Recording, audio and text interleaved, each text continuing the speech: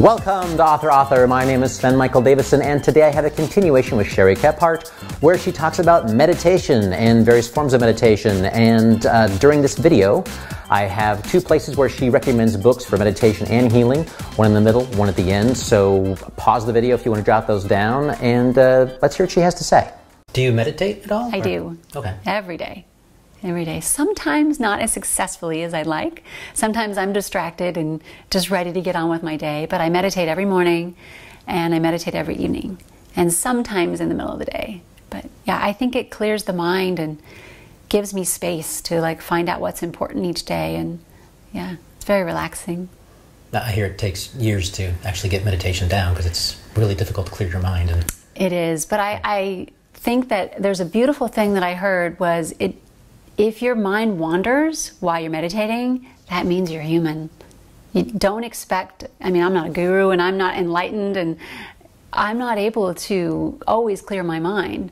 But that's the beauty when you catch yourself and you say, oh, my mind's wandering. Okay, great. And that means you're starting awareness. So just catching yourself is a great thing. So I think it's always going to happen. Your mind's always going to wander. But it's, do you catch yourself? And the best meditation is just sitting down and doing it. Even if it's 5 minutes, even if it's 1 minute, even if it's just staring at a tree and just being in nature. It doesn't have to look like this, you know. How many minutes do you meditate a day, or in each session? Do you have a certain time? Yes, I do 20 to 30 minutes in the morning and the same at night. Okay. And weekends I try to do a little bit more. But some days, I have my ABC days. My A days about my health and healing are about everything I do in the day is balanced and good for my health, and the things I'm doing are really helpful. The B days are, well, I have a busier day, but I'm still going to do things, so I may shorten some things I do, like less meditation. Maybe I don't do stretching that day. Maybe I don't get to do all the right eating that I'd like in that day. And then the C day is like, well, I'm on the run and I need to really like limit these things because I have so much other stuff going on. But there's always some thread of healing and health, and that is important to me on those days. So it's like the A day is the best day. I'm doing all the things right, and the B day. But I give myself that allowance to have C days. And some days I don't do any of it. And I have a day off and I'm like, I'm going to just lounge around in my PJs and do nothing. And I let myself do that. Are those free days, or do you call those D days, or what do you call them? I don't have a name for those. I think it's just free days. It's just like letting myself go. And it's okay. And I'll get back to it. Are there any spiritual leaders or books that you're reading or that are influencing oh, there's so many. There's so many. I'm constantly like indulging in that kind of stuff. But I think there's a few. A Beginner's Mind is a good one. I'm blanking on the titles of all the ones that I like right now. I'll just say this. There's so many, and I'm always being open to whatever comes across to me. I haven't been doing as much reading lately because I've been so focused on my book, but I've been listening to, there's an app called Insight Timer. Have you ever heard of it? So it's great. If anybody's wanting to try meditation for the first time or get more in touch with a community of people who are interested in healing or spirituality or wellness, it's called Insight Timer. And what you do, it's a free app, and they have all kinds of meditations, talks, like natural healing, like background music, so you can set timers and you can meditate to music, you can meditate to people talking, you know, there's guided meditation, there's silent meditation, and you can connect with a community of people and talk back and forth about your experiences and get help. And so I love it. I use that every day. So I'm not reading as much right now, but I am listening to a lot of their podcasts on there and a lot of people speaking. So it's like a variety. Every day I just find someone new and I listen while I'm doing the dishes or while I'm driving in the car, and I just get so much wonderful insight. And have you connected with the community through that? I mean, is there other people that you meet up, you know, even here in San Marcos? Absolutely. Well, there's actually a meetup group that I go to in Encinitas and there's one in well, there's a couple, but the one I go to, it's a monthly thing, and then, yeah, it's great. I mean, I just like it. For me, it's not necessarily about spirituality, it's about wellness. So it's about healing all parts of ourselves, because I really believe there's these 5 aspects of ourselves. There's the spirit, there's the body, there's the mind, there's the heart, and then there's the affirmation of I am, like who you, at your core, whatever you believe, who you really are. And you have to heal all those aspects. So I'm focusing on all of those in my life, because I believe you can't improve your health by just focusing on your health. You have to focus on your whole life. And that's one of the things, when you asked me about what I did to heal, I was a vegetarian. I had to start eating meat because my iron was so low that I had to get iron infusions. I would be passing out and barely functioning. And so I had to give up these identities: marathon runner, beach volleyball player, world traveler, vegetarian, these identities who I thought I was and I wanted to be. And I realized, we hang on to this identity of who we think we are, and I was letting it go. And every time I let that go and not let it define me, I would heal a little bit. And so it wasn't just the eating meat, it was that I wasn't holding on to a rigid certain way, like I'm not going to do allopathic medicine. And once I had the surgery, like the heart surgery, it was like almost my body said, well, thank you for listening to what we need. Because I believe in natural medicine, but I would never go to, like, say, a homeopathic doctor if my appendix burst. I'd go to the hospital. Yeah. So I think it's really figuring out what the combination is and what you really need. And actually thinking about meditation and also sort of the 5 aspects of your being, where does writing fall into that? Because sometimes I feel like, for me, it touches all 5 points, but I don't know if writing for you does that, or how does that touch on those aspects, or maybe your painting. Yeah. Paintings.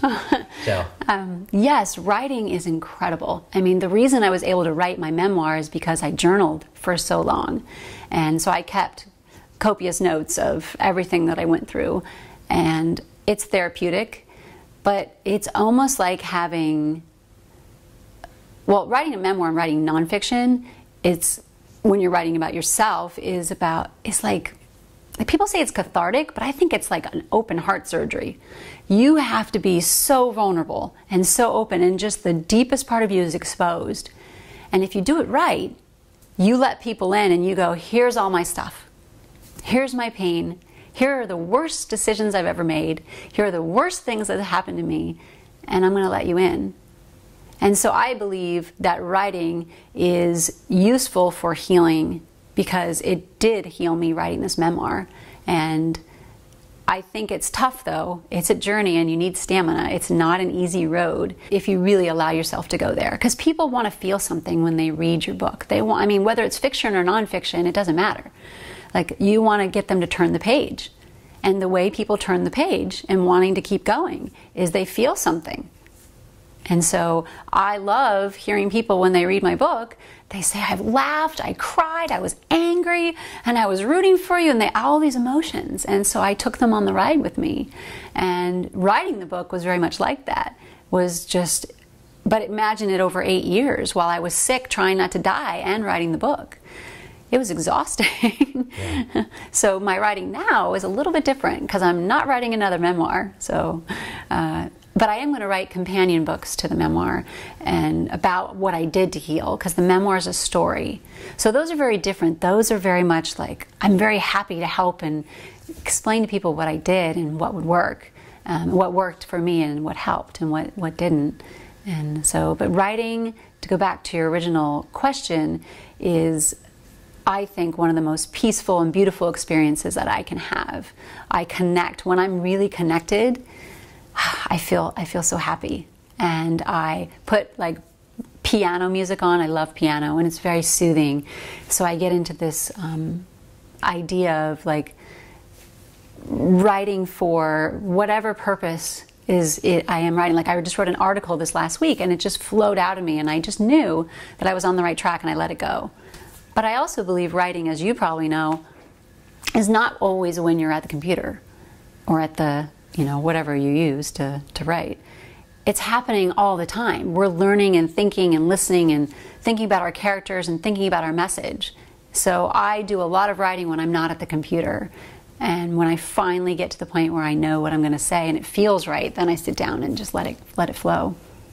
Now, do you play the piano? I do. Not very well. I played as a kid, and I just love to play around with it.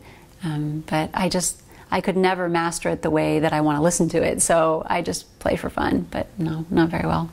Oh, playing for fun is still playing something. For fun, yeah. But I prefer painting and writing, and at least I can do those pretty well. And painting for you, is it sort of the same as writing? Is it sort of the same kind of release? Is it even different, even better? Because I'm never that critical as I am with writing. Painting, I know I'm not trying to sell a masterpiece and have an art gallery full of my paintings. I do it for pure pleasure, and I give my paintings away a lot because and people ask me to paint for them, and they tell me what they want, and I paint, and then I let it go, and I don't need to hold on to it. So. How often do you get to paint? I haven't painted in probably about 6 months because of the writing, because my book just came out, so I've been really busy promoting and getting that out there. So it's on hold at the moment, but usually I like to paint a couple times a week. I think that doing another kind of art form keeps your one art form strong. So the inspiration I get from writing helps me with my painting and vice versa. Are there certain times of day you like to write or paint, or? Writing is always first thing in the morning. That's when I have the most energy, I feel the best, my mind is clear, and I wake up just wanting with passion to do it. My great uncle, he is in his 90s, and he's an artist, a famous artist, quite amazing guy. And every day he wakes up and he says, I can't wait to get up and do things today, and you have to have passion and you have to be ready. And he gets up every day, and he's in his 90s, and he's in a band, he plays a saxophone, he paints, he works out in the gym a couple times a week.